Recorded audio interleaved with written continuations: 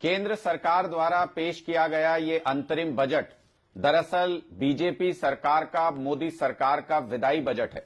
ये लोगों की आकांक्षाओं के विपरीत है। ये लोगों के सपनों को धराशायी करने, चकनाचूर करने वाला बजट है। लोगों ने क्या क्या उम्मीद लगाई थी इस बजट से। लोग सोच रहे थे कि मोदी सरकार अपने 10 साल के कार्यकाल का हिसाब किताब भी इस बजट के अंदर देगी। लोगों को इंतजार था, देश के युवाओं को इंतजार था कि 2 करोड़ रोजगार सालाना के हिसाब से 20 करोड़ युवाओं को नौकरी देने का हिसाब किताब इस बजट के अंदर दिया जाएगा।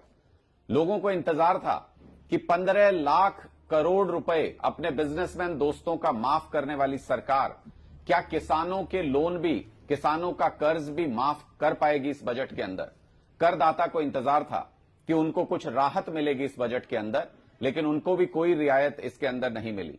ना इस बजट के अंदर भविष्य की तरफ देखने वाला कोई इंफ्रास्ट्रक्चर के बारे में निवेश है, ना इस बजट के अंदर युवाओं के लिए प्रावधान है, ना इस बजट के अंदर महिला आरक्षण को किस तरह से लागू किया जाएगा लोकसभा और विधानसभा चुनावों के अंदर, ना उसके बारे में किसी तरह का कोई प्रावधान किया गया है, जो स्पष्ट तौर पर यह बताता है कि भारतीय जनता पार्टी की सरकार लोगों से कट चुकी है पूरी तरह से।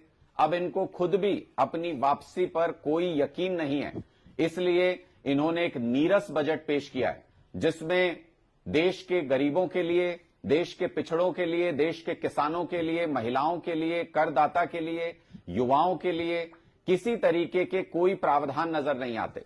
अब आप खुद सोचिए, जिस बजट के अंदर स्वास्थ्य सुविधाओं के ऊपर सिर्फ 1.5% का प्रावधान रखा गया हो और शिक्षा बजट को मात्र 2% रखा गया हो, वो देश के विकास का बजट कैसे हो सकता है। इसका मतलब भारतीय जनता पार्टी को भी ये नजर आ गया है कि लोगों से वो इतना ज्यादा कट चुके हैं, इतना ज्यादा दूर हो चुके हैं कि अब उनकी वापसी मुमकिन नहीं है।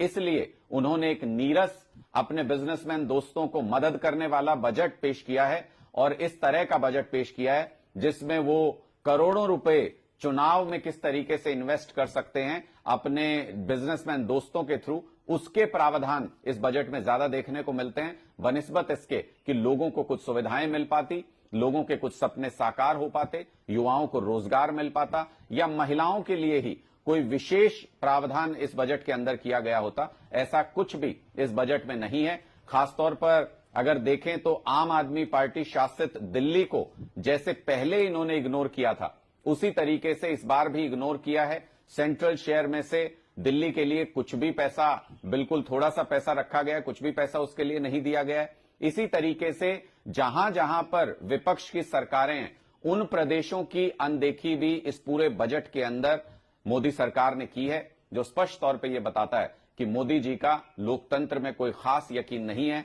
भारतीय जनता पार्टी लोकतांत्रिक मूल्यों को बहुत ज्यादा महत्व नहीं देती है। इसलिए देश के लोगों ने अब मोदी सरकार की विदाई पूरी तरह से तय कर दी और उस विदाई के ऊपर इस अंतरिम बजट ने अंतिम मोहर लगा दी।